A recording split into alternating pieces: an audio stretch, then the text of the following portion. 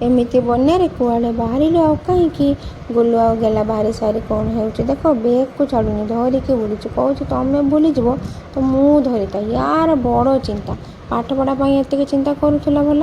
ଆଉ ମୋ ଛୁଆଙ୍କର ଗୋଟେ ଖରାପ ଅଭ୍ୟାସ, ଯୁଆଡ଼େ ଯିବୁ ତୁ ବାହାରି ସାରିକି କହିବୁ, ନହେଲେ ପଚାରି ପଚାରି କୁଆଡ଼େ ଯିବୁ, କେତେବେଳେ ଯିବୁ, ସାର୍ଟ ପିନ୍ଧାଉ, ଚାଲ ରାଞ୍ଚି ପଠାଇଦେବେ। କି ବଦମାସ କି!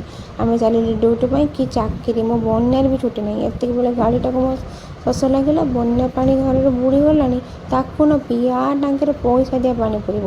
କି ବନଲୋ, ଚାରିଆଡ଼େ ପାଣି, ବିଲ ବାଡ଼ି କିଛି ବି ଦେଖାଯାଉନି, ପୁରା ସମୁଦ୍ର ଭଳି ଦେଖାଯାଉଛି। ପହଞ୍ଚିଗଲେ ଆମ ଛକ। ଆଉ ମୋ ଛୁଆ ଉତୁପାତ, ଦୋକାନରୁ ନ ନେଲେ ଦୋକାନୀ ଖରାପ ଭାବିବନି। କି କଥା, ଗାଡ଼ିରୁ ହାତ ବଢ଼ଉଛି, କ'ଣ ନେବ? ଦୋକାନୀ ବି ବୁଝିପାରୁନି କି ମୁଁ ବି ବୁଝିପାରୁନି। ହଉ ଓହ୍ଲେଇକି ଚାଲିବା। କ'ଣ ଏଠି ବୁଝେଇକି କହିବୁ? ଏତେ ସୁନ୍ଦର ସୁନ୍ଦର ଫଳ ଅଛି, ନେଲା କ'ଣ ତୁରତୁରରେ, 10 rupees ତୁରତୁରରେ। ଅଖାଦ୍ୟ କୋଉଠିକାର।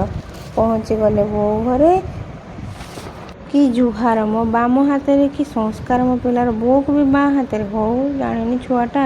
ଇଲୋ ଏ କ'ଣ, କି ଚୁଲି! ଏ ମୋ ବୋଉର ଆଇନଷ୍ଟାଇନ ମାଇଣ୍ଡ। ବର୍ଣ୍ଣର ତଳେ ରଖି ଇଟା ଚାରି ପାଖରେ ଦେଇ ଚୁଲି କରିଦେଇଛି। ଆମ ଚୁଲାଟା ଭାଙ୍ଗି ଯାଇଥିଲା ତ ସେଇଥିପାଇଁ ବାରି ପଡ଼ିଲେ ଫାଦର ମଦର। ଆଉ ଏ ପଙ୍ଗୁପାଳ ଦେଖୁଛନ୍ତି, ଏଇମାନଙ୍କୁ ରାନ୍ଧିକି ଦେବା ପାଇଁ ବନ୍ୟାରେ ଆସିବା ପାଇଁ ପଡ଼ିଲା। ସେମ୍ ଚାକିରି, ଖାଲି ଟ୍ରାନ୍ସଫର ହେଇଛି ଆଉ।